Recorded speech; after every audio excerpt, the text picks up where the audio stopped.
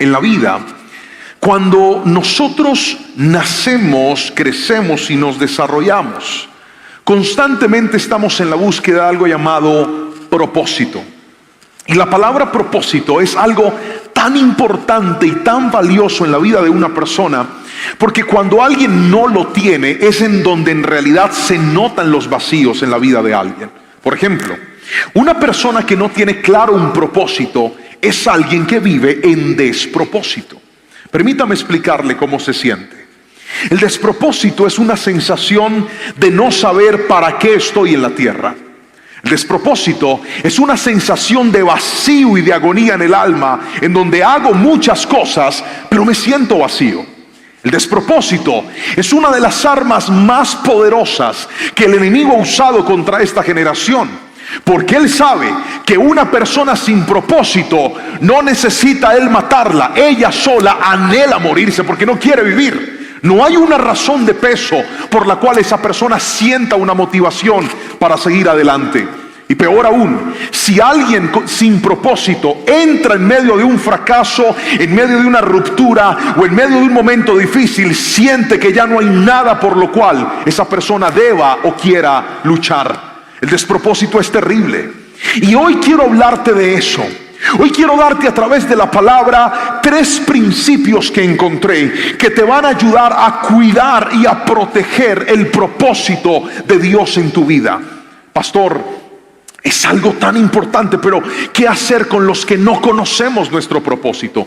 Conforme vayamos navegando por la palabra se lo voy a enseñar, pero lo que quiero decirte es que cuando tú logras descubrir para qué Dios te puso en esta tierra, cuando logras descubrir cuál es el sentido, cuál es la meta, hacia dónde va tu vida, entonces tus días no van a ser días perdidos, tus esfuerzos no van a ser esfuerzos perdidos, porque todos los que estamos aquí fuimos diseñados con un propósito de parte de Dios. Esa mentira que el diablo está tratando de venderle a esta generación, que tu vida no importa, que tu vida es un fracaso, que no hay nada que hacer con tu hogar, que no hay nada que hacer con tu juventud, que no hay nada que hacer con tu familia, no es más que una falsedad, porque cuando Dios te diseñó, implantó en ti un propósito. El problema es que muchos de nosotros no cuidamos ese propósito, no cuidamos esa meta que Dios nos entregó. Y hoy te voy a mostrar a través de la palabra cosas prácticas y sencillas para que aprendas a proteger ese tesoro que Dios te dio llamado propósito. Y para eso quiero que hoy estudiemos esta palabra que la hemos titulado no dañes tu propósito. ¿Puedes repetirlo conmigo a la cuenta de 3 fuerte? 1, 2, 3. No dañes tu propósito. Acompáñeme a la palabra del Señor a Mateo capítulo número 16, versículos 21 al 23, porque ahí está el eje estructural de esta palabra. Mateo capítulo 16, versículos 21 al 23, como siempre la Nueva Traducción Viviente dice así la palabra del Señor. A partir de entonces, Jesús empezó a decir claramente a sus discípulos que era necesario que fuera a Jerusalén y que sufriría. ¿Puedes repetir esa palabra fuerte conmigo? 1, 2, 3. ¿Y qué? Sufriría muchas cosas terribles a manos de los ancianos, de los principales sacerdotes y de los maestros de la ley religiosa. Lo matarían, pero al tercer día resucitaría. Entonces Pedro lo llevó aparte y comenzó a reprenderlo por decir semejantes cosas. Dios nos libre, Señor, dijo, eso jamás te sucederá a ti. Jesús se dirigió a Pedro y le dijo, aléjate de mí, Satanás. Representas una trampa peligrosa para mí.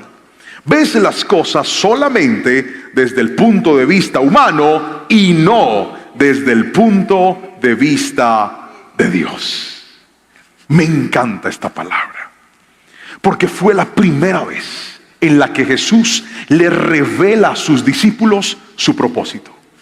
Ellos estaban con él y habían visto los milagros, habían visto las señales, habían visto cómo el Espíritu Santo, dice el Evangelio según Lucas, usaba a Jesús y se manifestaban los milagros de una forma sobrenatural. Ellos habían visto a Dios hecho hombre, pero por primera vez Jesús les dice: muchachos, yo vine a esta tierra y por un tiempo voy a sufrir, me van a entregar, incluso me van a matar. Cuando Pedro escucha eso, es movida su humanidad, se lleva a Jesús y le dice: ¿cómo es posible que eso te pase? De ninguna manera, mi Señor, tú no puedes morir. Y Jesús le dice: aléjate de mí, Satanás. ¡Qué cuadro! ¿Cómo vas a llamarle Satanás a tu discípulo? Ahora vamos a entender por qué todo esto está jugando en contra o a favor de muchas vidas de las que están en este lugar. Porque es a través de esta palabra en donde vamos a aprender cómo proteger o cómo descuidar el propósito que Dios nos entregó. Ahora, ¿de dónde viene nuestro propósito, pastor? Pues déjeme explicárselo. El propósito de una persona se empieza a construir con su relación con su Padre. ¿Puede repetir esa palabra conmigo, por favor? No dije madre, no dije abuelo, no dije abuela, dije padre. El padre en la Biblia representa un derrotero a seguir en la vida de una persona. El padre representa una figura muy importante para determinar el propósito y el futuro de los hijos. Según la Biblia, en la boca del padre reposaba la bendición de los hijos. Por eso tú ves en la palabra que para ellos era tan importante ir delante de su padre y que su padre declarara sobre ellos bendición y declarara un futuro. Es lo que hago con mis hijos. Yo bendigo a mis hijos y digo: Señor, declaro que les va a ir bien, declaro que van a casarse bien, que van a tener buenos hogares, buenas familias, que tú les vas a dar gracia, que tú les vas a dar sabiduría, porque yo sé que en mi boca como papá hay poder para darle un futuro a mi hijo. Ahora, yo no conté con esa misma respuesta, porque mi papá no le enseñaron eso en su casa.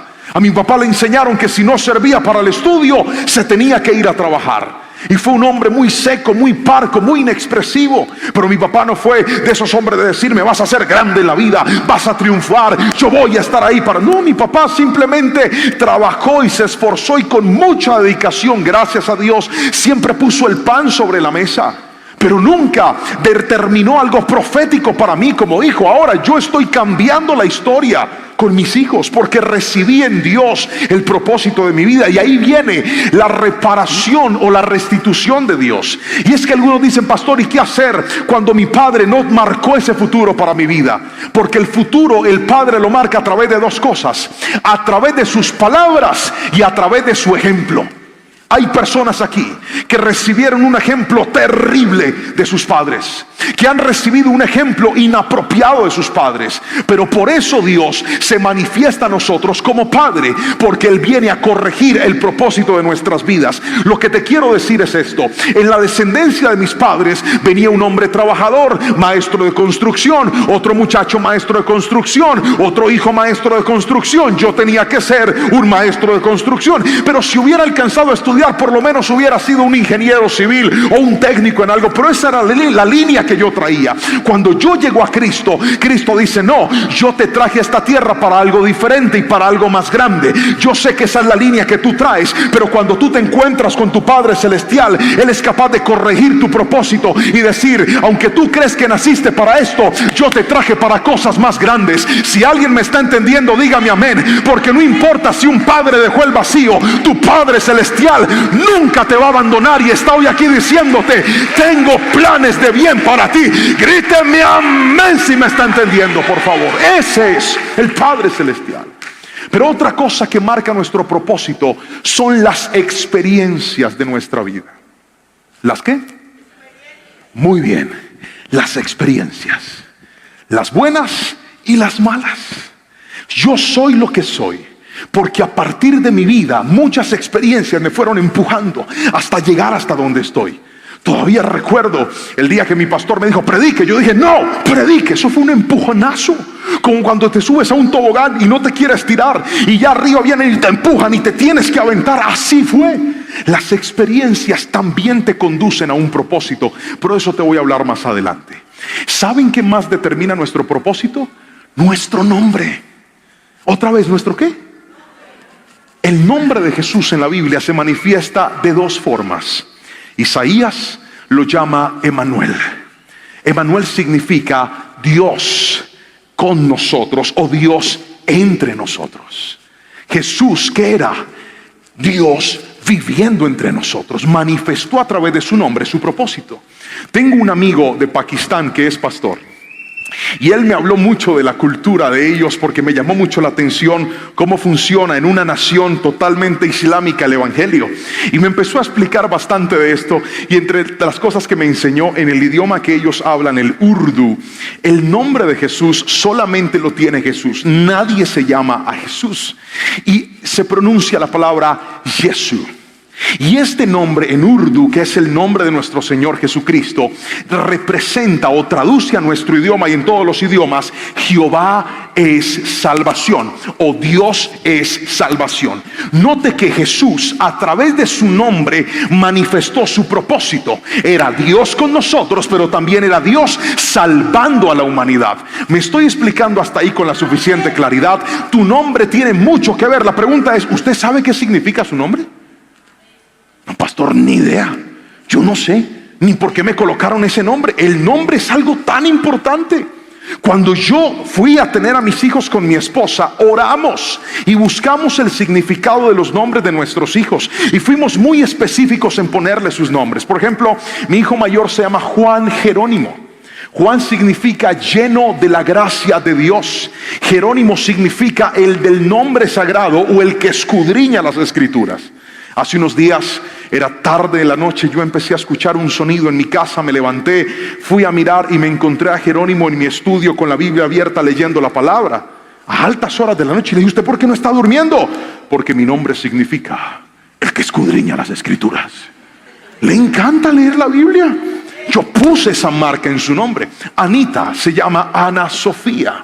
Y cuando colocamos sus nombres, fuimos muy cuidadosos en saber qué significaba y cuál era el comportamiento. Déjeme, por ejemplo, hablarle de mi nombre. Mi nombre, Juan Pablo. Le animo a todos a que hagan este ejercicio. Significa Juan, mire pues, lleno de la gracia de Dios. Juan, según las características de los nombres, dice que es intuitivo, estable, leal a sus efectos. Tiene una gran voluntad y mucha energía, lo cual hace que llegue a las metas que se propone. ¿Es así o no es así su esposo, señorita? Así. Ahora vamos con Pablo. Pablo significa el pequeño.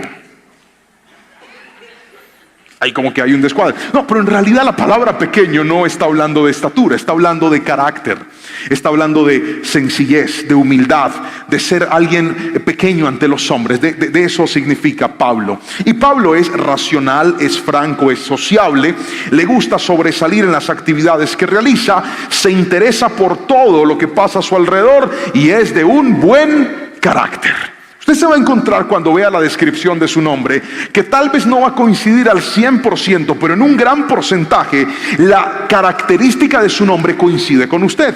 ¿Por qué? Porque en su nombre hay propósito para su vida. Pastor, ¿y qué hago si a mí me colocaron ese nombre como a la ligera? No pensaron en mi nombre. Por ejemplo, mi mamá quería que yo fuera bien poderoso y me puso, es que John Power. John Power, ahí va. O me dicen Calambre 3000. No, yo sé que hay gente que tiene nombres raros, pero lo que quiero que escuche es que la Biblia dice en Apocalipsis que cuando lleguemos a la patria celestial, al que venciere, Dios le entregará una piedrecita y en ella tendrá su nuevo nombre. ¿Sabes por qué? Porque no sé qué nombre te puso tu papá, no sé qué nombre te puso tu mamá, no sé qué nombre te pusieron en tu casa, pero cuando tú llegas al propósito de Dios, Dios te llama de acuerdo a lo que Él ve en ti. Hay gente aquí que no se ha dado cuenta. Dios te ve como un adorador. Cuando Dios te ve como un ministro. Cuando Dios te ve como un siervo. Cuando Dios te ve como un guerrero. Cuando Dios te ve como una princesa. Por eso no dejes que otras cosas te marquen. Tu propósito está en la boca de Dios. Alguien dígame amén si lo cree, por favor. Aleluya. Él nos ha dado propósito. Pastor, yo no puedo corregir mi nombre. A mí me colocaron el nombre todo armado ahí, nadie sabe ni qué significa. Pues bien, es muy importante que usted lo identifique y en sus generaciones tenga cuidado. No ponga nombres a la ligera. Ore al Señor y mire los significados para que usted marque esa generación en la bendición del Señor. Ahora, déjeme mostrarle, para que entremos a detallar los principios que le voy a enseñar. ¿Cómo cuidar nuestro propósito? ¿Cómo lograr que no se dañe el propósito de Dios? Primer consejo, ahí va a aparecer en la pantalla, léalo conmigo, 1, 2, 3. Evitando el sufrimiento. Es lo primero que las personas hacen cuando dañan el propósito. Tratan de vivir una vida que evite el sufrimiento. No quiero sufrir, no quiero pasar momentos difíciles. Acompáñeme a la Biblia para que tengamos el soporte de lo que le estoy explicando. Versículo 21 y 22 del capítulo 16. Dice así: Jesús empezó a decir claramente a sus discípulos que era necesario que fuera a Jerusalén y que sufriría muchas cosas terribles a manos de los ancianos, de los principales sacerdotes y de los maestros de la ley religiosa. Lo matarían, pero al tercer día resucitaría. Entonces Pedro lo llevó aparte y comenzó a reprenderlo por decir semejantes cosas. Dios nos libre, Señor, eso jamás te sucederá a ti. Me encanta esta expresión, porque aflora la humanidad de Pedro, la humanidad de muchos de nosotros. Cuando Jesús dice: me van a matar, me van a tratar muy mal, Pedro dice: ven para acá. ¿Cómo vas a decir una cosa de esas? Si tú eres el Mesías, tú eres el Hijo de Dios, eso jamás te puede suceder a ti. Tú no naciste para sufrir, mi Señor. Dios nos libre de eso. Muy parecido a la humanidad de todos nosotros. Hay mucha gente que ha arruinado el propósito de Dios en su vida porque creen que la vida correcta es la vida sin sufrimiento. Y hoy le voy a decir algo: el sufrimiento es parte de la vida. Alguien tiene que decirme amén si me está entendiendo. El sufrimiento es parte de la vida, no podemos evitarlo. Supongamos que usted se casa con el amor de su vida, un príncipe azul, o si no le gusta el azul, escarlata, tornasol, rojo, celeste, del color que quiera. Puede ser un ángel caído del cielo, la flor más hermosa del jardín. Eso suena feo, ¿no? La muchacha, la rosa más hermosa del jardín que Dios le dio. Puede ser la mujer de sus sueños, pero eso no significa que en su matrimonio no habrá sufrimiento. El sufrimiento es parte del propósito. Alguien tiene que decirme amén. Escuche esto. Hay un hombre en la Biblia llamado Jacob. ¿Puede repetir ese nombre fuerte a la cuenta de 1, 2, 3? Y Jacob es la mayor explicación bíblica de lo que hace un momento le acabo de enseñar. Nació en un hogar disfuncional, porque la Biblia dice que su mamá lo prefería a él y su papá lo prefería a su hermano. O sea, un despelote esa casa. Adicional a esto, a Jacob le ponen un nombre que significa el usurpador o el tramposo. O sea, estaba mal marcado, tenía una mala relación con su papá. Todo estaba orquestado para que la vida de Jacob fuera un fracaso. Pero en medio de ese fracaso, las decisiones de Jacob lo fueron conduciendo por momentos de sufrimiento. Su hermano lo trata de matar y Jacob tiene que salir de la casa de su padre a vivir a la casa de su tío, un tramposo llamado Labán. Y cuando Jacob llega ahí, ya tenía la bendición de Dios, pero tener la bendición de Dios, tener la promesa de Dios, no lo eximió del sufrimiento. Más bien, en medio de ese sufrimiento, Dios empezó a pulir y a cambiar la conducta de Jacob. Él llegó como un tramposo, pero salió como un hombre honesto. ¿Por qué? Porque el sufrimiento purifica el alma. Qué amén tan flojo ese. Dije, el sufrimiento purifica el alma. Hace unos días iba con mis hijos en el carro y entonces les estaba contando a ellos un poco de la historia de mi vida, porque Jerónimo tiene una costumbre, a ver si sus hijos pequeños también la tienen, y es que se amarra los zapatos, pero se los ahorca, se los aprieta así, hasta que las venas se le paralicen. Le gusta estar apretado, y en esas, apretándose uno de los zapatos, reventó uno de los ojales por donde entra el cordón. Entonces el zapato no le estaba ajustando y empezó a quejarse. Mira, papá, este zapato está malo, cámbiame, este zapato no sirve para nada, zapato de mala calidad. Entonces yo saqué a flote las historias del pasado, como buen papá cuando tiene sus hijos, y le dije: usted no sabe lo que yo he sufrido en la vida. Cuando yo era chiquito, solo tenía 2 pares de zapatos, unos tenis, unas, decimos aquí, zapatillas o unos tenis deportivos, y unos zapatos de cuero de tacón puntudos con 3 mechas ahí que cuando uno pisaba sonaba como un tacón. No más. Ambos zapatos tenían un roto por debajo, y con eso era que yo andaba. Y yo le dije a Jerónimo, yo pasé momentos difíciles porque en casa no teníamos las posibilidades económicas que ahora tenemos.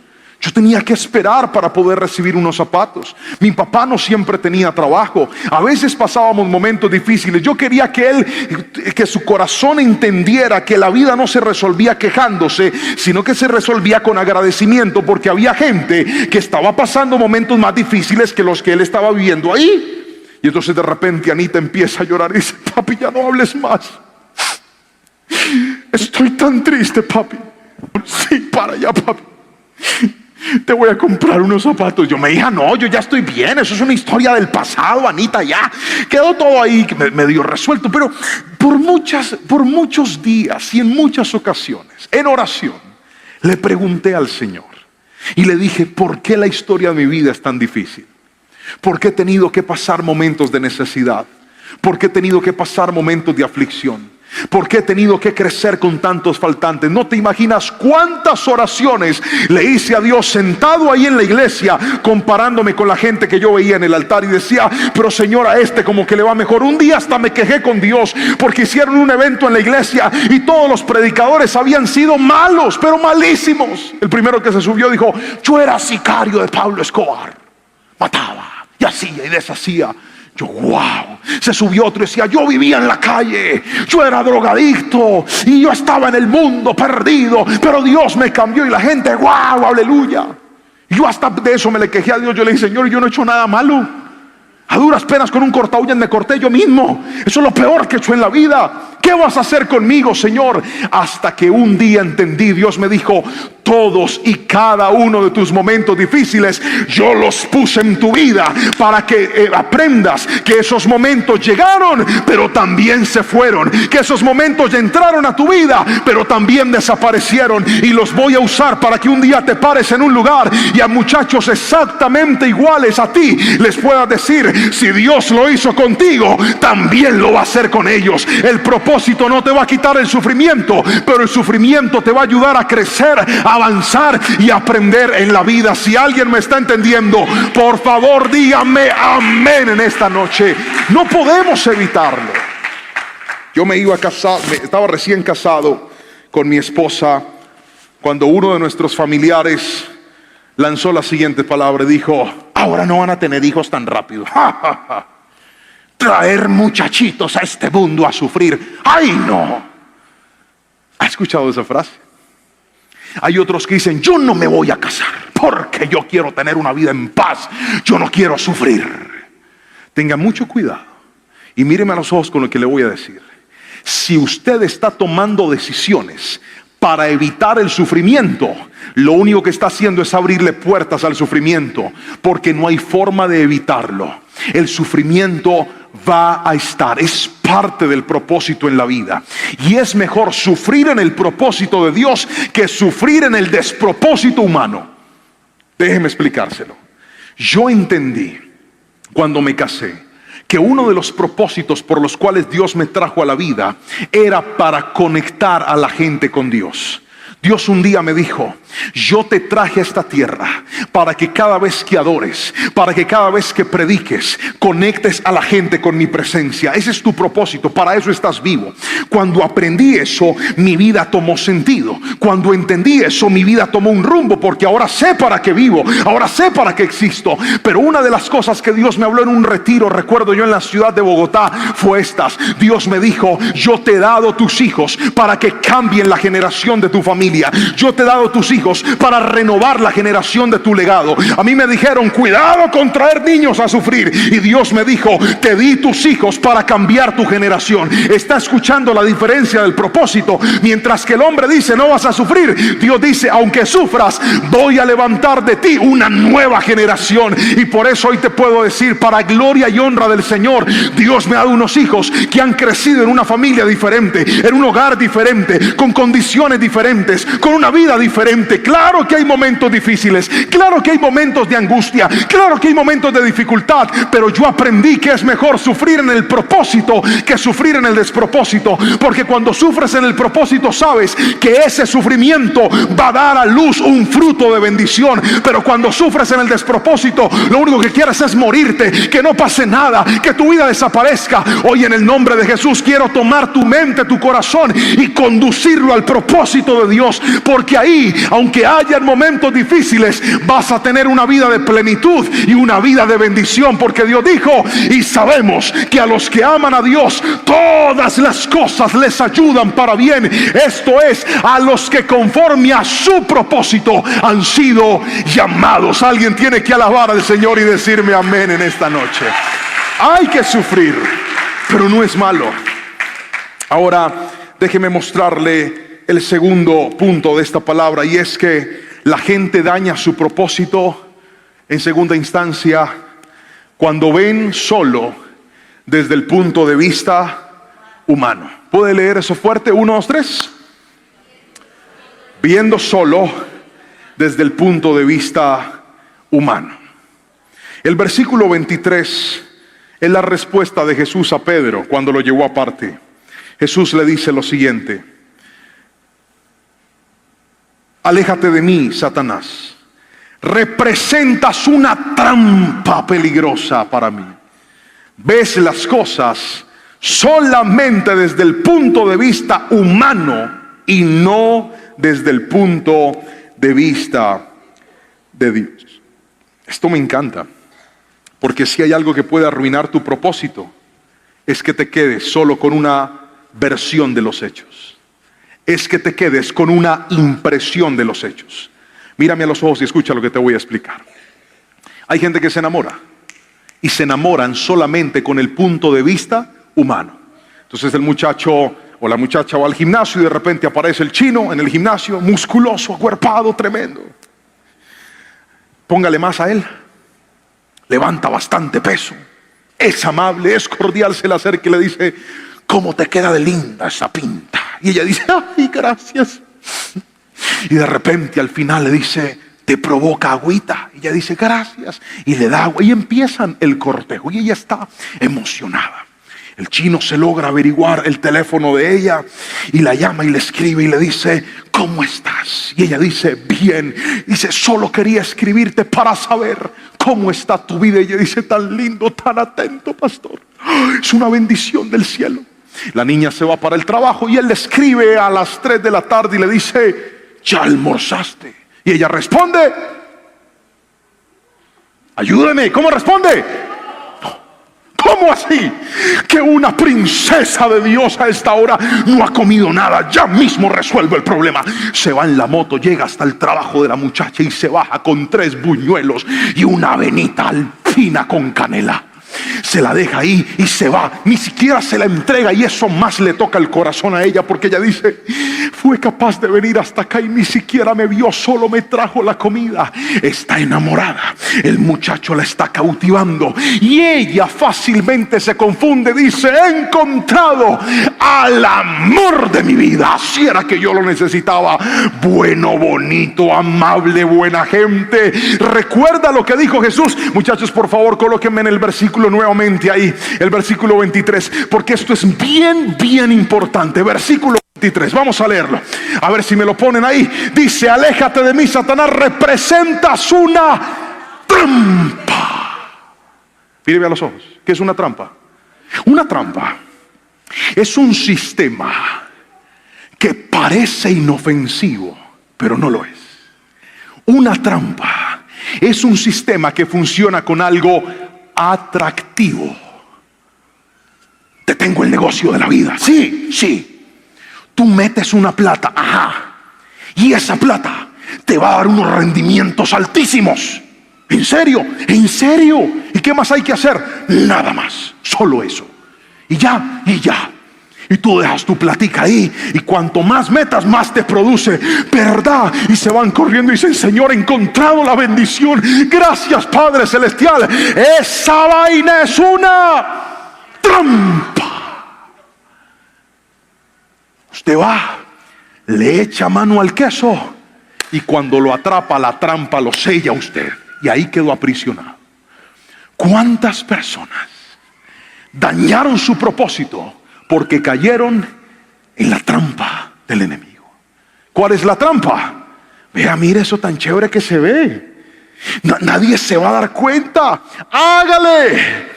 A fin de cuentas, ustedes ya se van a casar, forniquen, no pasa nada. Y usted, ay, sí, y le echaste mano al queso. Y ahora esa trampa te tiene aprisionado, te tiene infeliz. ¿Sabes por qué? Porque viste las cosas desde el punto de vista humano. ¿Cuál es el punto de vista humano? Eso no es malo, todo el mundo lo hace. Mira a la gente, mira a los demás. Este también cayó, este también vive de la misma manera. Hoy te quiero decir algo: mientras hagas lo que todo el mundo hace, no vas a poder caminar en el propósito de Dios. Para poder cuidar el propósito de Dios, antes de decir sí, antes de meterte, antes de aceptar, pregúntate: ¿qué piensa Dios de esto?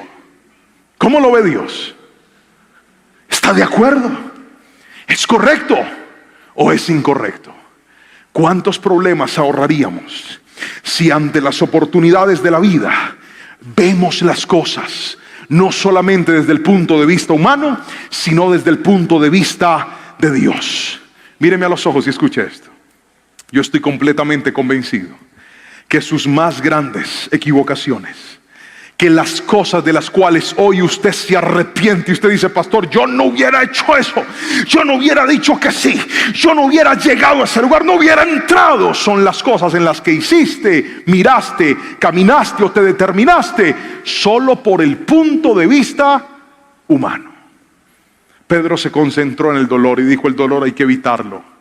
No podemos llegar allá, no podemos entrar hasta allá, Jesús. ¿Y qué dice la palabra del Señor? Pedro recibe a Jesús diciéndole: lo que tú estás haciendo es una trampa. ¿Y sabe por qué es una trampa? Porque el ser humano te quiere vender la idea de que todo es fácil, de que todo es sencillo, de que no hay sufrimiento, de que no hay dolor, de que es sencillo, de que es fácil, de que lo vas a lograr, de que todo el mundo lo hace, de que todo el mundo puede.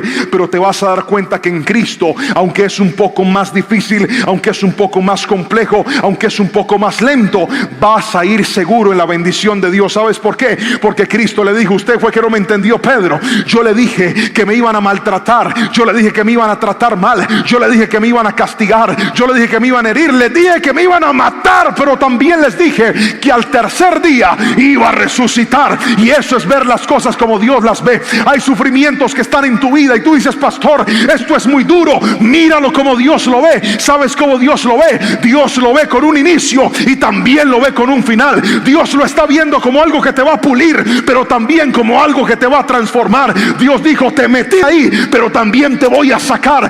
Mira las cosas como Dios las ve y vas a caminar en su bendito propósito. Alguien tiene que decirme amén en esta noche si me está entendiendo.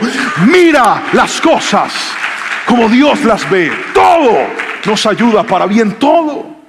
Pero déjame terminar con lo tercero y último, y es esto: el tercer error que comete una persona que atrofia su propósito es este. Ahí está: negándose a seguir a Cristo. Mire lo que dice la palabra. Después de Jesús pegarle semejante regaño a Pedro, le lanzó la siguiente frase a todos. Versículo 24. Luego Jesús dijo a sus discípulos: si alguno de ustedes quiere ser mi seguidor, tiene que abandonar su manera egoísta de vivir, tomar su cruz y seguirme. Si trata de aferrarse a la vida, la perderá, pero si entrega su vida por mi causa, la salvará. Qué tremenda forma la de Jesús dirigirse a sus discípulos. Y le dice: muchachos, ¿saben de qué se trata esto? Si ustedes me quieren seguir, tienen que abandonar ese egoísmo, tomar la cruz y venir en pos de mí. Muchachos, esto no te lo estoy hablando por que lo aprendí, porque lo leí, porque Dios me lo mostró simplemente en su palabra. Lo que te estoy hablando ahora es algo que yo experimenté con mi propia vida. Yo encontré mi propósito cuando empecé a seguir a Jesús. Yo descubrí que Dios podía hacer cosas grandes en mi vida cuando empecé a seguir a Cristo. Es muy probable que esta generación conozca y sepa qué es un GPS. Un GPS o un GPS es un sistema que tiene una particularidad. Tú marcas una dirección y el GPS te traza, o el GPS te traza una ruta, te traza un destino, un camino. Y tú no lo conoces, ni sabes por dónde te vas a meter, pero sabes que si sigues la dirección que el GPS te está trazando, vas a llegar a tu destino. Escúchame lo que te voy a decir. Cristo es como ese GPS o ese GPS para tu vida. Cuando tú llegas a Él, Él te dice: tengo un plan para ti. Señor, ¿y cómo hago? Solo sígueme, sigue esta ruta. Y usted arranca, usted dice: Señor, yo no sé ni por dónde voy a ir. Hace un tiempo una hermana me invitó a predicar a su finca y me mandó un audio de 7 minutos dándome las indicaciones de cómo llegar. La finca quedaba allá en la última montaña de Cali. O sea, después de esa montaña ya se llamaba Buenaventura, lejos. Y me manda un audio de 7 minutos explicándome. Me explicó con lujo de detalles: pastor, usted encuentra una casa, después hay unas piedras, después hay un árbol, ahí cantan 3 pajaritos, por ahí corren 3 gallinas. Y lo peor es que yo estaba escuchando ese audio en mi casa. Y pasa por ahí, después va a haber esta casa, una casa de color. Y yo escuchaba eso, yo no lograba entender el camino. ¿Por qué? Porque no estaba en él. Entonces le dije: hagamos algo, hermana, mándeme la ubicación y yo llego. Listo, mi paz. Me mandó la ubicación, puse el GPS y arranqué. Y me fui. Mire, yo ni sabía por dónde iba, pero sabía que iba a llegar. Y yo estaba muy contento con mi GPS. Que doble por ahí. Y me aparecía hasta que llegué a mi destino. Lo mismo pasa con Jesús. Cuando tú decides seguir a Cristo, Él te va a conducir por tu propósito. ¿No te has dado cuenta que desde que estás en Cristo hay cosas que has perdido y hay cosas que has ganado, pero todas te han llevado a un destino mejor? ¿No te has dado cuenta que cada vez que estás en Cristo tú llegas y dices: ¿qué es esto? Yo ni entiendo por dónde estoy. Señor, ¿y para qué me metiste aquí? Dios dice: todavía no lo vas a entender, pero luego te vas a dar cuenta por qué estás pasando por este dolor. Todavía no vas a comprender por qué perdiste eso, pero luego me lo vas a agradecer, porque si no hubieras perdido eso, no te hubieras movido hacia este lugar. Quiero que escuches esto: seguir a Cristo no significa que no habrá sufrimiento. Seguir a Cristo significa que aunque haya dolor, Él no te va a soltar de su mano y te va a decir: es que yo te voy a conducir a algo mejor, mijo. Si no era con este dolor, no soltabas ese ídolo. Si no era con ese dolor, no terminabas esa relación. Si no era con ese dolor, no terminabas con esos malos hábitos. Pero no te preocupes, si tú me sigues a mí, te voy a llevar a algo mejor. Por eso Cristo le dijo: si alguien quiere ser mi discípulo, tiene que negarse a sí mismo, tiene que tomar su cruz y seguirme. ¿Y sabes qué pasó con los seguidores de Cristo? Todos llegaron al supremo llamamiento, a la gloria eterna, a la patria celestial. Dios va a hacer algo grande contigo en la tierra, pero si hay un propósito por el que vale la pena vivir, es por encontrarnos con Él cara a cara. Abandona lo que tengas que abandonar y vuelve a seguir a Cristo. Alguien dígame amén, por favor, en esta noche. Ese es el propósito de nuestra vida. Y de estas 3 cosas, ¿cuáles hemos dejado que interfieran en nuestro propósito? Hemos sido de esos que vivimos para evitar el sufrimiento, sin saber que Dios lo usa para cambiarnos y para transformarnos. Quiero una vida perfecta, sin dolor, Dios dice: no, al contrario. Si es el dolor el que te va a ayudar, no lo evites. En lugar de evitarlo, busca la manera de no sacarme de tu vida, porque la palabra de Dios y su presencia son medicina en los momentos más difíciles de la vida. ¿Alguien me está escuchando aquí? Segundo, hemos visto las cosas solamente desde el punto de vista humano. o las hemos visto como Dios las ve. Hoy es una buena noche para decirle: Señor, a ver, yo estoy viendo esto bien feo, pero ¿cómo lo ves tú? Yo estoy viendo estas ruinas horribles, como esos constructores y esos arquitectos que llegan a un lote desbaratado y uno dice: no, eso hay que se va a hacer ese poco de basura, y el arquitecto dice: basura. Usted no está alcanzando a ver lo que yo puedo construir en este lugar. Lo mismo ve Dios cuando encuentra las ruinas de tu vida. Y Él dice: de ese sufrimiento que usted cree que no va a salir nada, usted no se imagina lo que yo voy a hacer con ese lote que quedó vacío. Usted no se imagina lo que yo voy a edificar con esas ruinas que usted cree que no sirven para nada. No miremos las cosas solamente como nuestra humanidad lo dicta. Miremos las cosas como Dios las ve. Y por último, ¿cuántos de nosotros, por salir corriendo detrás de nuestros sueños, dejamos de correr detrás de Cristo?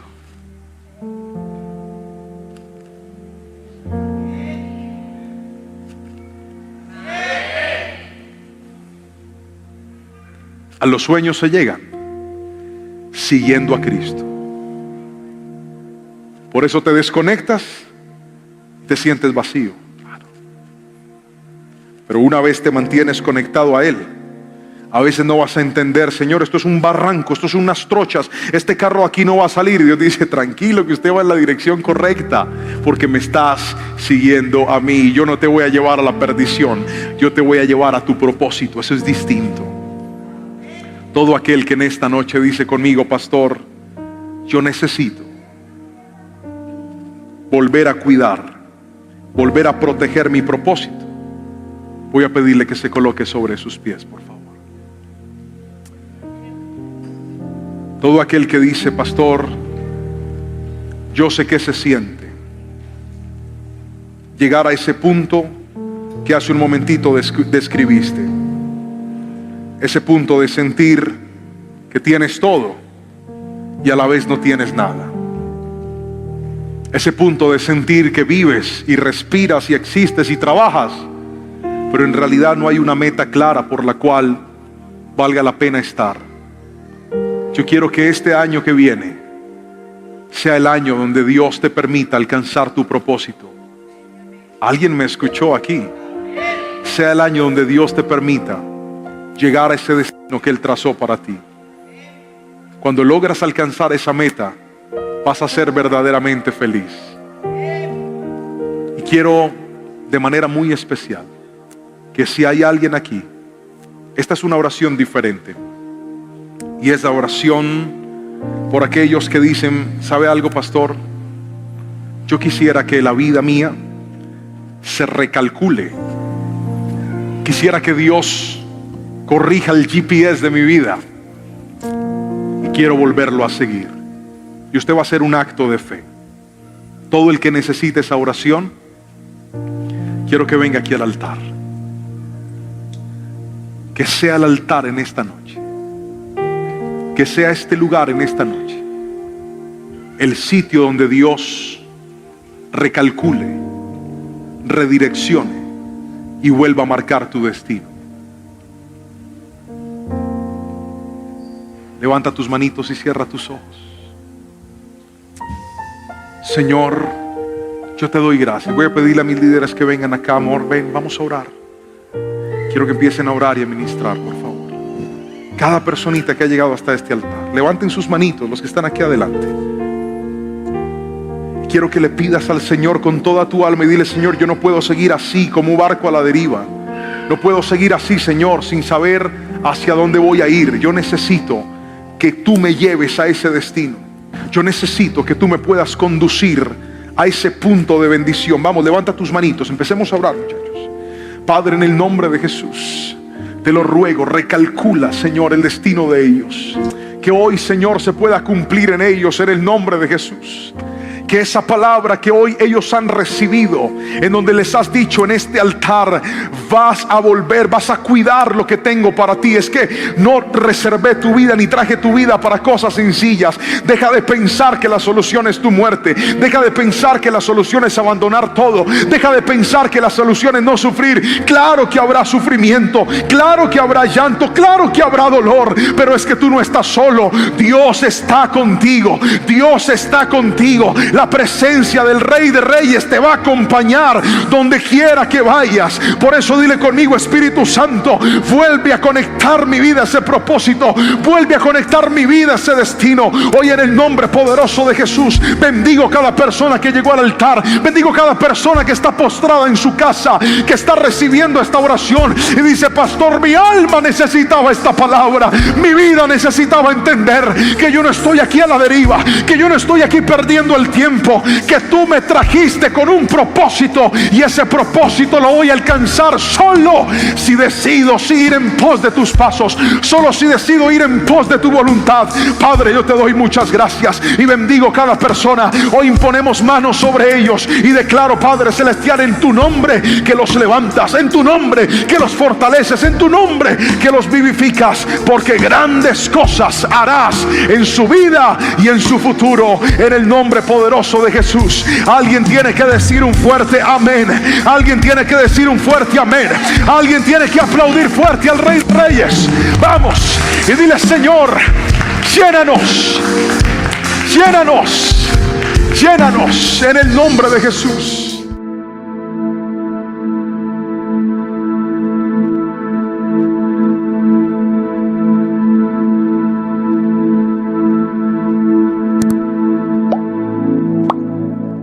La palabra del Señor nos enseña de una manera muy especial que Jesús se enfrentó a una serie de debates, a una serie de confrontaciones en donde sus detractores, tratando de buscar la caída, le hacían preguntas para poder usarlo en su contra.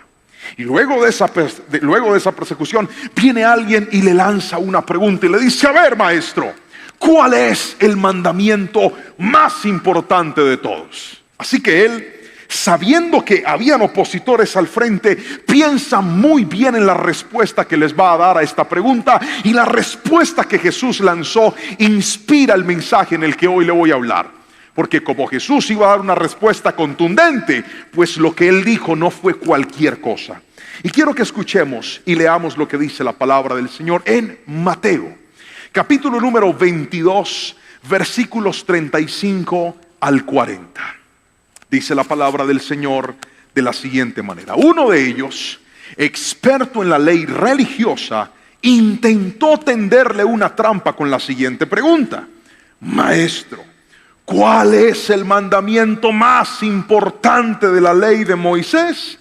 Jesús contestó: ama al Señor tu Dios con todo tu corazón, con toda tu alma y con toda tu mente. Este es el mandamiento, el primer mandamiento y el más importante. Pero hay un segundo mandamiento que es igual de importante: ama a tu prójimo como a ti mismo. Toda la ley y las exigencias de los profetas se basan en estos dos mandamientos. Amén y amén. Y como se lo mencionaba hace un ratito, Jesús se encuentra en medio de una confrontación. Jesús está en medio de una situación incómoda, en donde estaban tratando de extraer de él un error, pero Jesús no saca un error, sino que da una verdad. Y esta verdad es algo que tiene que regir nuestra vida, porque no es una opción, es un mandamiento. Levante la mano, por favor, todos los que recuerdan su vida en casa con sus papás. Mano arriba, por favor. Los que, yo sé que algunos ya viven aparte, pero levante la mano los que se acuerdan de esas épocas. Dice: pastor, yo estoy todavía ahí metido, es que me voy ya. Pero levante la mano los que se acuerdan de esos momentos. Bien, ahora levante la mano el que un día la mamá lo mandó a la tienda a comprar una lista de cosas. Bien, ahora quiero que la deje arriba el que regresó de la tienda y se le olvidó algo. Todos, No sé si recuerda que a veces uno venía de la tienda con las cosas que le pedían comprar, y si algo de la lista era muy importante, ¿qué hacía su mamá o qué hacía su papá? lo hacía devolverse. Y qué terrible cuando usted venía de la tienda con cosas fiadas, ¿verdad? Volver a pelar la cara, decir que le fíen ahora un caldo Honor porque le olvidó el Maggi. Terrible. Pero es que cuando algo es importante, hasta que no se hace, no le van a dejar a usted, no le van a dejar en paz. Porque tienes que hacer lo que el mandato, lo que la instrucción, lo que la obediencia te está pidiendo. Escúchame esto. Una de las particularidades de un mandamiento es que de alguna manera el mandamiento está conectado con el funcionamiento. Permítame explicárselo. Si Dios dijo, lo que yo espero de cada una de las personas que creen en mí, lo que yo espero de cada una de las personas que se hacen llamar mis hijos, es que obedezcan esto, es porque mientras que no lo hagas, tu vida no va a funcionar. Permítame entonces ir al fondo de esta palabra. Los judíos estaban acostumbrados a las leyes. Nosotros de ellos las que más conocemos son el Decálogo o los 10 mandamientos. Están escritos en las tablas de Moisés, pero en realidad tenían muchas más leyes, muchas más normas. Sus normas los regían a ellos políticamente, socialmente, económicamente, incluso dentro de la agronomía, dentro del cuidado de la tierra. Para todo tenían normas. Pero Jesús le dice a ellos, de todas las normas, de todas las leyes que ustedes se puedan imaginar, quiero que se concentren en 2. Porque estas 2 son lo que realmente Dios espera de ustedes. Y lo interesante de este mandamiento, el mandamiento más importante, como hemos titulado la enseñanza de hoy, repito, el mandamiento más importante, es que se basa en una palabra y la palabra es amor. El amor es, escuche bien, lo que más Dios espera que nosotros vivamos, lo que más Dios espera que nosotros expresemos, pero particularmente el amor es lo que menos recibe esta generación. Estamos en la generación que crece en hogares tan rotos, donde hay hijos que no conocieron el amor de un padre o de una madre. Estamos en medio de una generación tan seca que sienten que están llenos de amigos, pero nadie en realidad los ama. Estamos en medio de una generación que está tan vacía, tan deprimida, tan llena de ansiedades, que dice, pastor, yo siento que nadie puede amarme a mí. Pero este mandamiento, llamado el mandamiento más importante, no solamente habla del amor, sino que habla de un amor direccionado y de un amor demostrado. Y eso es lo que te quiero enseñar en los próximos minutos. Y quiero partir del primer punto de esta palabra, el cual hemos titulado amar a Dios. ¿Lo puede leer conmigo fuerte, por favor? 1, 2, 3, dígalo. Más fuerte. 1, 2, 3. Amar a Dios. La palabra del Señor detalla la forma en la que debemos amarlo. Y dice la Biblia que debemos amarlo con todo el corazón, con toda la mente, con todas las fuerzas, con toda la vida. Dicho de otra manera, el amor a Dios debe ser el centro de nuestra vida, lo más importante, lo más valioso. Nosotros solemos amar así. El problema es que a veces colocamos en el lugar de Dios a cosas o a personas y le entregamos todo, y al final terminamos perdiendo nuestra fuerza, nuestro esfuerzo o incluso nuestras ilusiones. Levante la mano el que siente que algún día se enamoró con toda de alguien. Vamos a confesarnos aquí.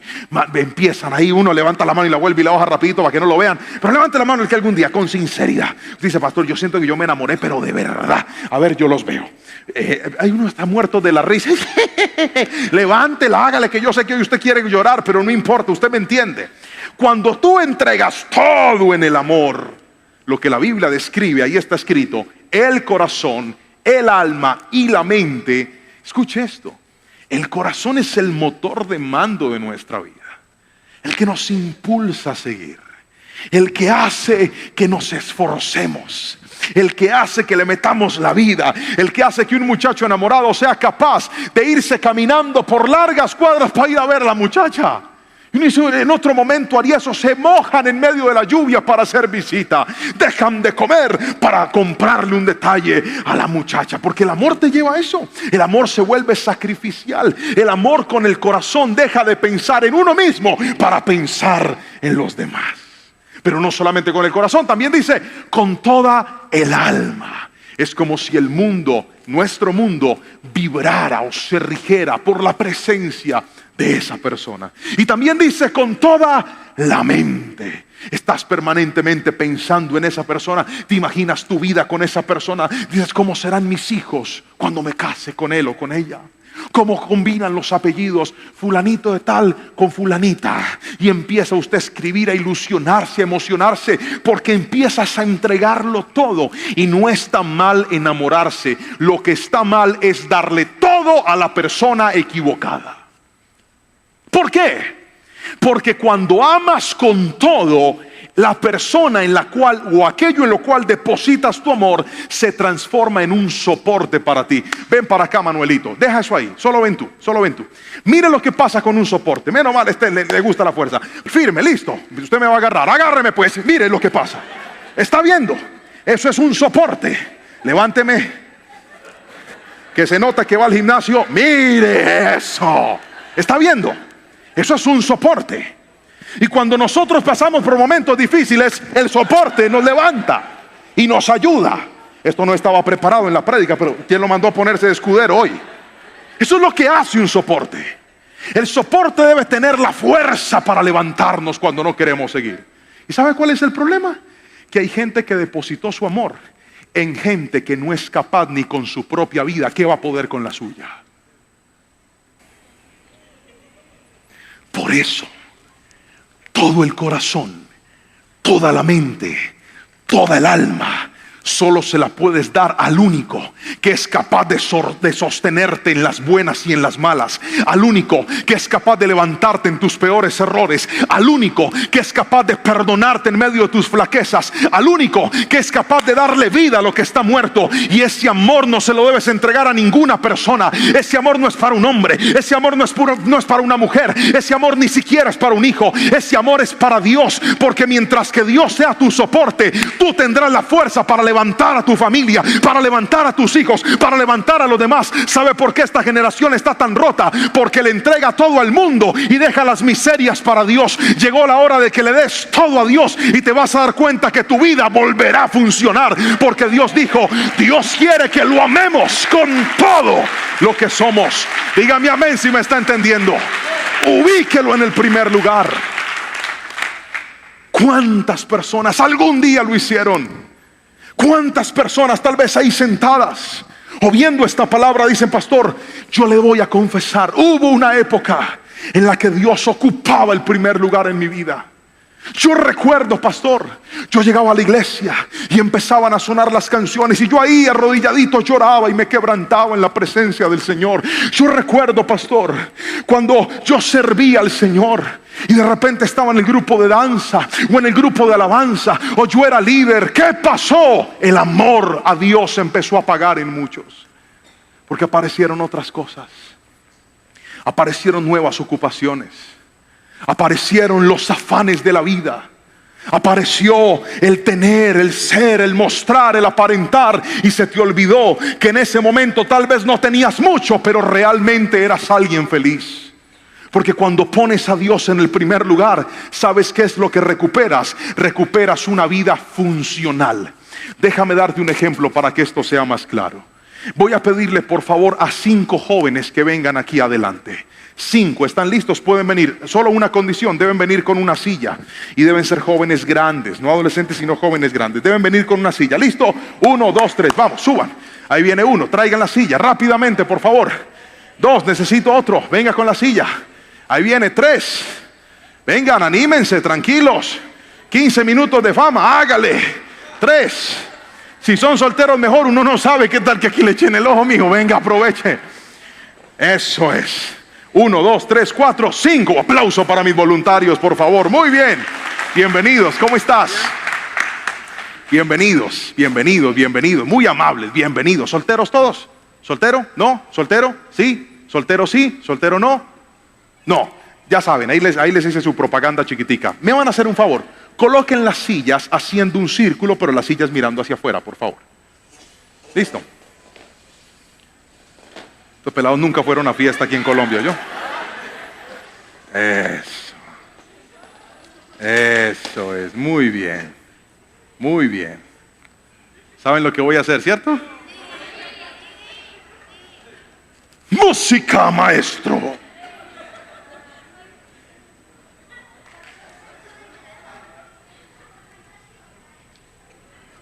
Ahí está la música, aunque usted no lo crea. Tiene que oírla con los oídos espirituales. Entonces, páusela ahí. Vamos a jugar, páusela. Vamos a jugar un juego. El juego es que cuando paren la música se tienen que sentar. ¿Están listos? Vamos a meterle suspenso a esto. Ah, no, déjenlas ahí que yo también voy a participar. ¿Listos? 1, 2, 3, hágale.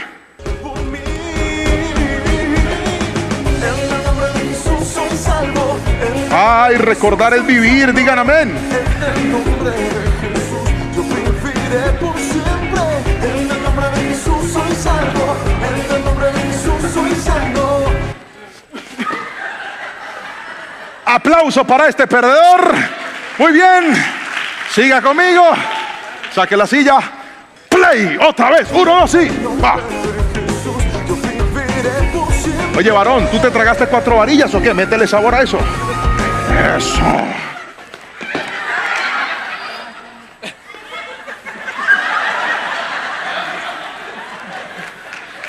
Saque la silla. Aplauso para el otro perdedor que se fue. Y entonces ahí sigue usted en la vida. Pero ahora imagínese este juego. ¿En qué se basa este juego? Este juego se basa en que cada uno asegure lo que no tiene seguro. ¿Está conmigo? Y hay gente que juega la vida de la misma forma. Están tratando de perseguir sus sueños detrás de otros y creen que los sueños los atrapan los más listos, los más rápidos, los más estrategas. ¿Recuerdan al pobre que lo saqué así de un empujonazo? Así, pasando por encima de otros. Cuando tú le das el primer lugar a Dios, ¿sabes qué pasa? Pasa esto. Que tú dices, yo voy a jugar, pero no voy a competir como todos están compitiendo. Voy a competir de una forma diferente, porque yo tengo a Dios. Yo no necesito las competencias de ellos. Yo voy a participar, pero dándole el primer lugar a Dios. Así que arranque, vamos, quite la silla, por favor. Ah, no, déjela ahí. Listo, dele play. Y mire, cuando usted tiene a Dios,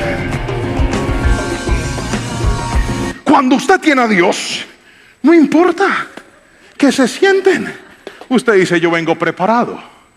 Ay, que es que ya todo el mundo tiene novia, pero yo tengo a Dios. Es que ya todo el mundo consiguió entrar, pero yo tengo a Dios. Pero este consiguió una beca, pero yo tengo a Dios. Pero este tiene familia, pero yo tengo a Dios. Pero este tiene marca, pero yo tengo a Dios. Pero este tiene reconocimiento, pero yo tengo a Dios. Cuando tú tienes a Dios, no importa que salgas del círculo del mundo. Si tienes a Dios, tendrás lo suficiente para alcanzar tus sueños y para levantarte en el nombre de Jesús. Deja de compararte y vuelve a darle el primer lugar a Dios en tu vida. Gríteme amén si me están entendiendo, por favor.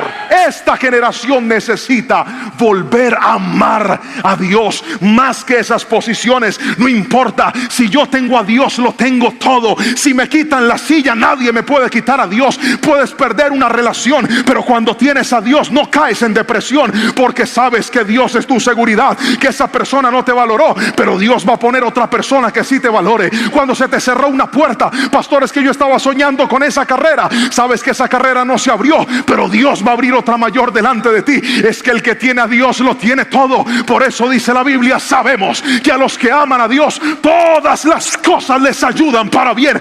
Si amas a Dios, vas a ver la respuesta, no del hombre, sino del cielo. Gríteme aleluya si me está entendiendo, por favor.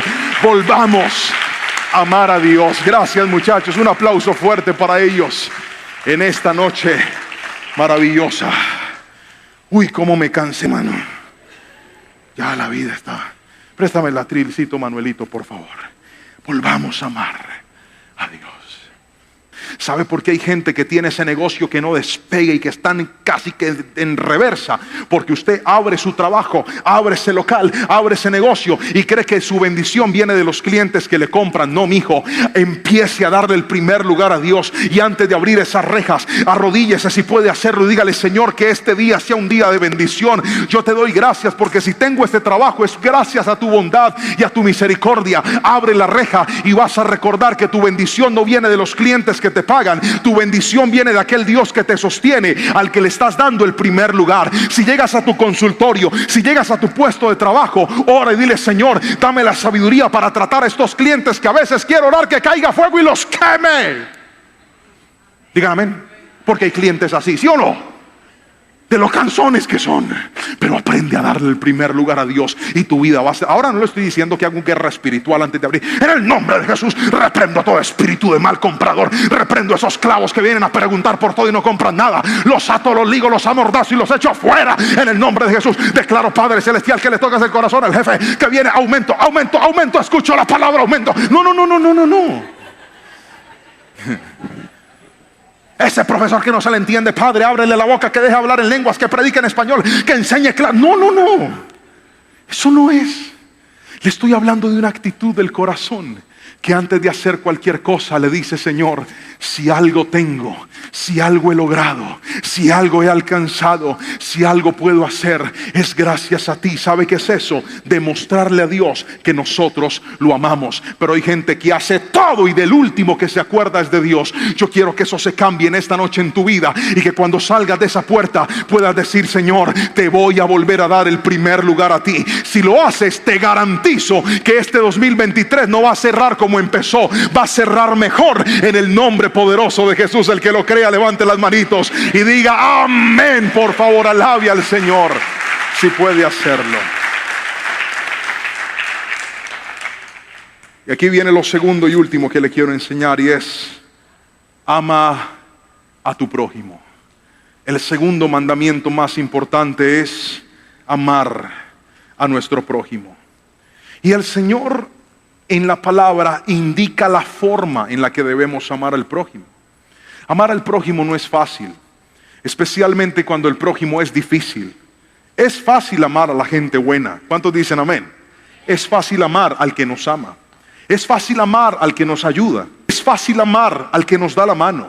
Pero es muy difícil amar a nuestros enemigos. Es muy difícil amar a aquellas personas que no merecen algo bueno de parte de nosotros. Sin embargo, Jesús dijo: ama al prójimo. Jesús no dijo: ama a los buenos y desecha a los malos. No, Jesús dijo: ama a tu prójimo. Y nos explica, nos dice: ámelo como usted mismo se ama. Pastor, explícame un poco, ¿cómo se logra eso? ¿Cómo amar a la gente que es difícil? Pues bien, el amor es una decisión personal. El amor es una decisión que brota de un corazón desinteresado. El amor en realidad no necesita recibir para poder dar. El amor da incluso aunque no reciba. El amor es una de las expresiones que más Dios espera que nosotros practiquemos. Y por eso dice: yo quiero que ames al prójimo. Pero lo contrario al amor no es el odio. Lo contrario al amor es el egoísmo. Cuando una persona pierde la capacidad de dar, es porque solo quiere retener, es porque solo quiere pensar en sí misma, es porque solo le importa su bienestar, es porque solo le importa su vida. ¿Ha visto alguna vez a una persona narcisista? ¿Ha visto alguna vez a una persona que parece que el mundo solamente girara en torno de él mismo o de ella? Conoce esas personas que lo único que les importa es su bienestar, así los demás no tengan bienestar. A usted le falta vivir este principio. Amar al prójimo es entender que no estamos solos en la tierra. Amar al prójimo es entender que no estamos solos en nuestra casa. Amar al prójimo es entender que el apellido que nosotros portamos también lo llevan otras personas, y que a veces pasan momentos muy difíciles y que nosotros al menos podríamos saludarlos, enviarles un mensaje, y si tenemos con qué, hasta ayudarlos en los momentos de dificultad. Pero la gente que no ama al prójimo es gente egoísta. Es gente que dice: a mí lo único que me importa es estar bien yo y el resto no importa. Lamento decirle que usted está violando un mandamiento de Dios. Dios espera que nosotros amemos a nuestro prójimo. Repito, esto no es fácil. Hay personas que uno dice: Señor, ¿yo cómo voy a amar a este cañengo, Padre? Yo no quiero amarla, yo quiero amarrarla, mandarla bien lejos, que desaparezca de aquí. Pero el Señor nos invita a amar y nos dice: ámelo como usted mismo. Me encanta esto, porque para amar como nos amamos a nosotros mismos necesitamos vivir dos principios. El primer principio es este: quien no se quiere a sí mismo, menos va a querer a otros. Quien no se ama a sí mismo, le va a costar mucho trabajo amar a otros. El amor a uno mismo es una de las cosas que se construyen desde la infancia. Es una de las cosas que se construyen desde las relaciones primarias que hayas tenido con tus padres. El amor a uno mismo es algo tan fuerte que cuando te amas a ti mismo, no importa lo que alguien quiera decir, hacer o lanzar en tu contra. Una cosa es que alguien te trate de ofender y otra cosa es que tú te ofendas. Cuando tú te amas a ti mismo, tú no vives del criterio de otros, tú vives del criterio que fue fundamentado en tu vida como hijo de Dios. Permítame darle un ejemplo para que esto sea más claro. Yo tengo 2 hijos, Jerónimo y Ana Sofía. Jerónimo tiene 8 años, Anita tiene 5 años que cumplió recientemente. Anita se come el doble de la comida que se come Jerónimo, por lo tanto se le nota. Y a veces, como hermanos, ellos tienen sus peleas de hermanos. Levante la mano todos los que crecieron en una familia con hermanos aquí. Dice, pastor, yo tengo hermanitos, al menos 1 o 2. Levante la mano, yo los veo. Ahora levante la mano los que somos padres de varios hijos, que tenemos hermanitos en la casa. Muy bien. Usted puede ser el mejor papá del mundo, el más sabio, el más cristiano, el más psicólogo, lo que sea. Esos chinos igual van a tener problemas a veces. ¿Amén o no amén? Entonces a veces los míos discuten entre ellos. Y recuerdo que un día Jerónimo le dijo a Anita que estaba tirándose encima de él, claramente aplastándolo. Le dice Jerónimo, oh, tú sí eres gorda, me estás aplastando, no me dejas respirar. Y Anita con una sonrisa dijo, sí, yo soy gorda y llenita de amor. Mire, esa gorda se siente tan bella que ni le importa que le digan gorda. Porque ella sabe, en estos días la vestimos el día de su cumpleaños y se fue donde la muchacha que trabaja con nosotros y le dijo, hola Lady, mírame, es cierto que estoy adorable. Tiene la autoestima por allá en las nubes. ¿De dónde viene eso? Eso viene de un papá y de una mamá que constantemente le dicen, estás bella, estás hermosa, eres especial, eres linda. Por lo tanto, todo lo que vaya en dirección contraria a eso no cala en la mente, porque ese principio está muy bien fundamentado en aquella niña. Pastor, ¿y qué pasa cuando una niña creció sin eso en su casa? ¿Y qué pasa cuando un muchacho creció sin eso en su casa? Y se siente, por más de que se arregla, que nadie se puede fijar en él. Y por más de que se pone cositas que nadie puede verle lindo o nadie le puede ver especial. Hoy quiero tumbar ese principio de tu mente en el nombre de Jesús y te voy a decir, Dios te hizo especial, Dios te ama como eres valioso en las manos del Señor, también puedes ser amado. Aprende a amarte a ti mismo y te vas a dar cuenta que alguien también te va a amar. Dale gracias al Señor, pastor, pero es que estas orejotas que me tocó, mueva la cabeza y dele aire a todo el mundo y alégrese porque Dios le dio un ventilador en la cabeza. Grítame amén si me está entendiendo. Ámese a usted mismo, valórese tal cual como Dios lo hizo y se va a dar cuenta que si usted se ama, Dios le pone a alguien que lo ame. Yo sufría por el tamaño de mis ojos. ¿Por qué nací tan pepón? ¿Por qué, padre? O sea, ¿por qué parecen como si tuviera unas gafas integradas? ¿Por qué? El día que yo me amé y dije, ya, salí así, bendito sea el Señor, por lo menos puedo ver. Ese día Dios me mandó una mujer ciega. Ella no me vio los ojos. Hasta el sol de hoy dice, yo no te los veo tan grandes. Yo, gracias, papito. El Señor le bloqueó esa parte y se enamoró del resto de mí. Bendito, alabado sea el nombre del Señor. Pero sabe, eso pasó cuando yo aprendí a amarme, cuando yo aprendí a agradecer, cuando dije, Señor, a la larga, con mis defectos, con mis virtudes, tú me amas, tú me hiciste con un propósito maravilloso y yo puedo ser amado también. Cuando aprendí a darle gracias al Señor por lo que hizo, Dios abrió las puertas. Pero hay gente que cree que las puertas se van a abrir renegando. Las puertas no se abren renegando, las puertas se abren agradeciendo y diciendo, Señor, me amo, me valoro, porque a fin de cuentas soy tu hijo y fui creado por ti para cosas grandes y maravillosas. Dígame amén si me están entendiendo, por favor. Ámese, valórese y también arréglese. Amén o no amén. Ayúdese un poquito, reprenda esa mano. No vas a comer más hamburguesa. Ayúdese usted también.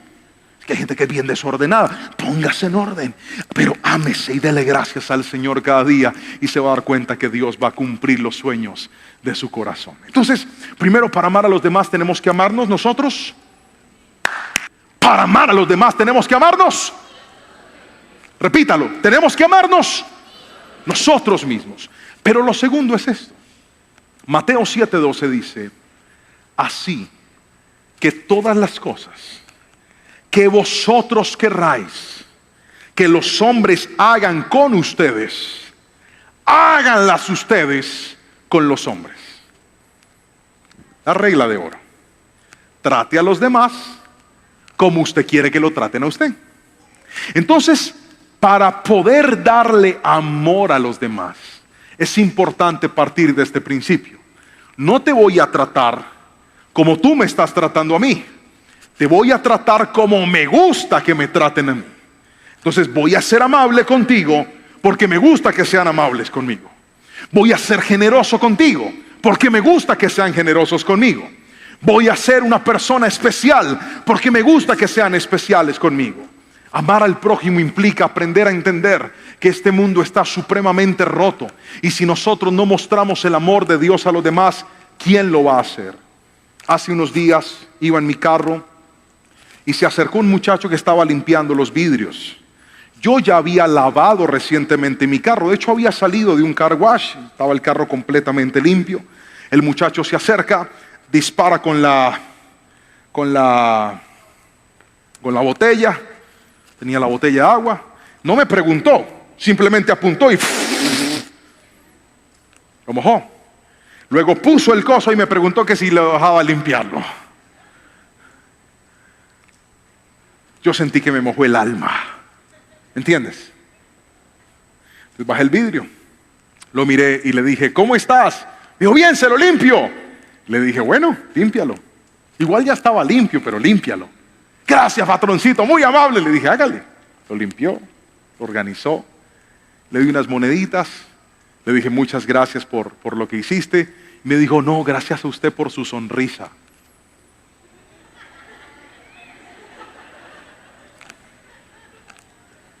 Y wow, no sabía que mis dientes torcidos podían hacer tanto.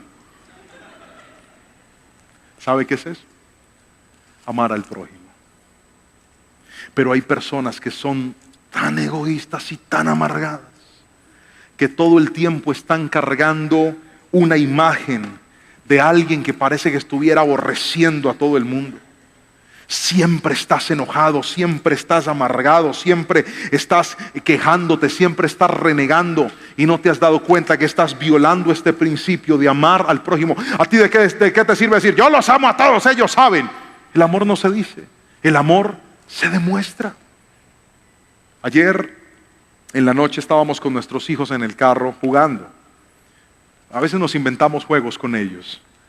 Y el juego que hicimos ayer fue que cada uno iba a responder qué cosas le gustaban y qué cosas no le gustaban del otro. Entonces empezamos a ver, Anita, ¿usted qué le gusta de Jerónimo? Ella respondió, ¿qué no le gusta? Y así con cada uno de nosotros. Y una de las cosas que llenó mi corazón de alegría fue que a mis dos hijos, cuando mi esposa les preguntó, ¿a ustedes qué le gusta de su papá? Los dos dijeron lo mismo. Y dijeron que mi papá es muy amoroso. Yo me llevé eso en el corazón porque nadie les pidió que respondieran eso.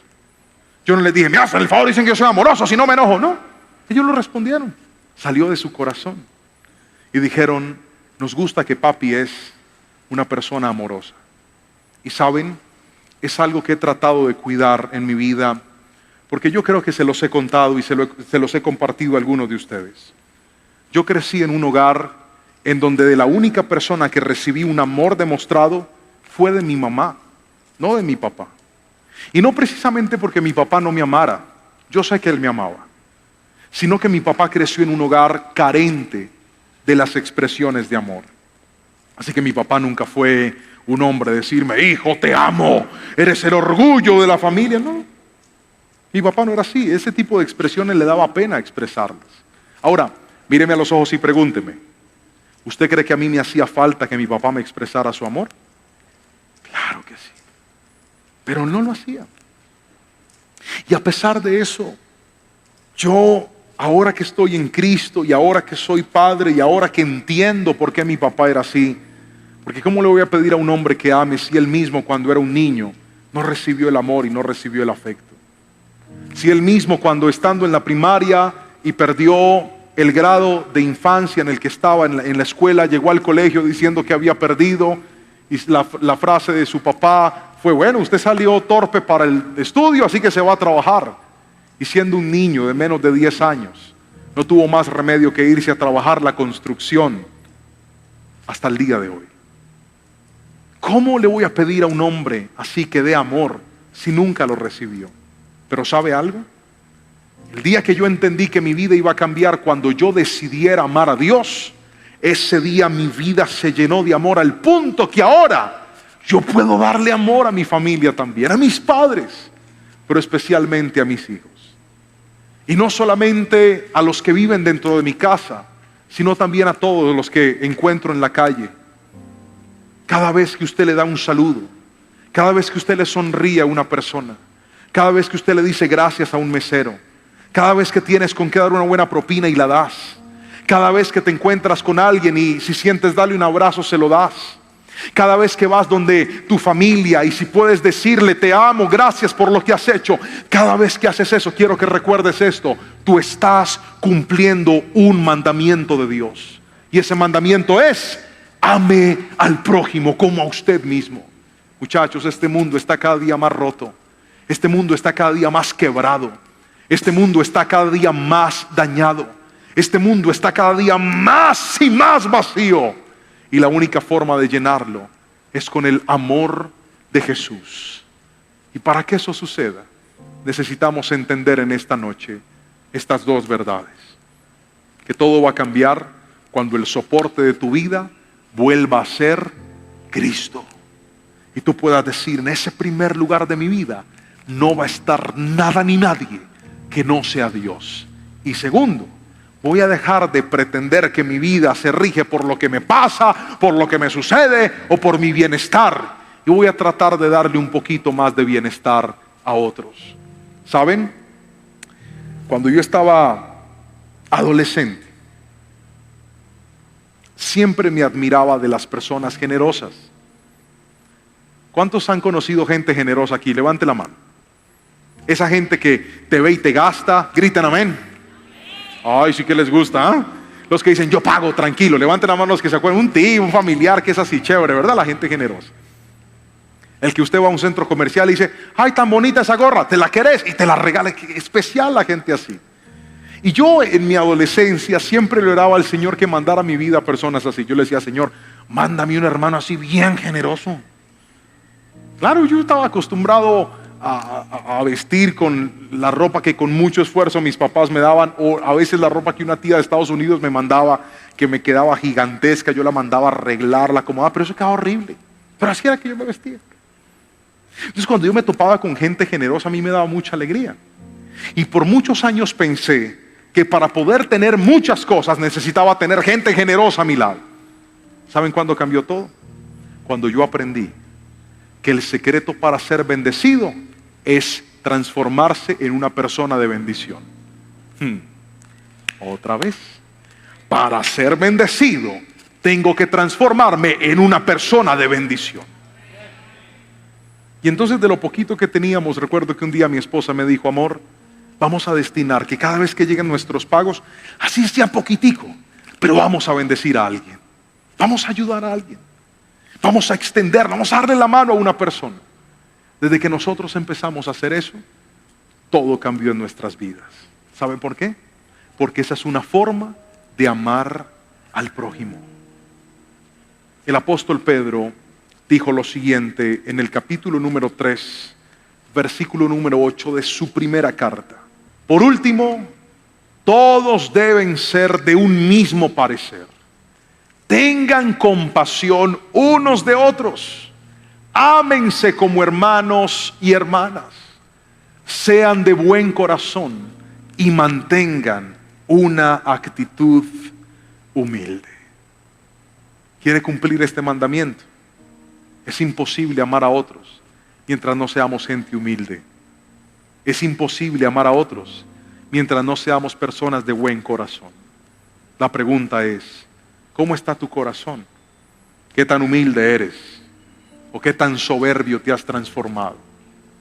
Para cumplir este mandamiento necesitamos poner a Dios en el primer lugar, pero de alguna manera ponernos nosotros en un lugar aparte para cedérselo a alguien más y entender que en esta vida no brillaremos por nuestro éxito, brillaremos si de todo lo que Dios nos da compartimos un poquito con los que tanto lo necesitan. Muchachos, ¿alguien quiere orar en esta noche? ¿Alguien quiere que le pidamos al Señor que nos ayude a cumplir con que es el mandamiento más importante de todos? Voy a hacer una oración por aquellos que dicen: pastor, yo sé a mí por qué se me arruinó la vida. A mí la vida se me arruinó el día que yo saqué a Dios del primer lugar. Desde ahí empecé en reversa. Desde ahí las cosas empezaron mal. Desde ahí todo se desbarató. Pero lo lindo hoy es que Dios puede restablecer, recuperar y volver a poner en orden lo que tal vez en tu vida hoy está en desorden. Ponte sobre tus pies y acompáñame en esta oración, por favor. Levanta tus manitos, cierra tus ojos y repite conmigo esta oración. Dile: Señor Jesús, vamos, Señor Jesús, por favor perdóname por sacarte del primer lugar de mi vida. Hoy he escuchado, vamos, diga conmigo, hoy he escuchado que esto es más que una simple petición, es un mandamiento. Y tú dijiste, vamos, diga conmigo, tú dijiste que en esto se resume la ley, en amar a Dios con todo lo que soy y en amar al prójimo como a mí mismo. Dígale conmigo: Señor, perdóname si no te he amado como te debo amar. Perdóname si en lugar de amar al prójimo lo único que hago es dañarlo y herirlo. Perdóname si en lugar de darle amor a los demás me estoy llenando yo mismo, como si la vida se tratara de mí. Hoy, Señor, te doy gracias por tu palabra y te pido que por favor nos des una nueva oportunidad para honrarte, para obedecerte y para vivir la vida que tú quieres que vivamos. En el nombre de Jesús. Amén, amén y amén.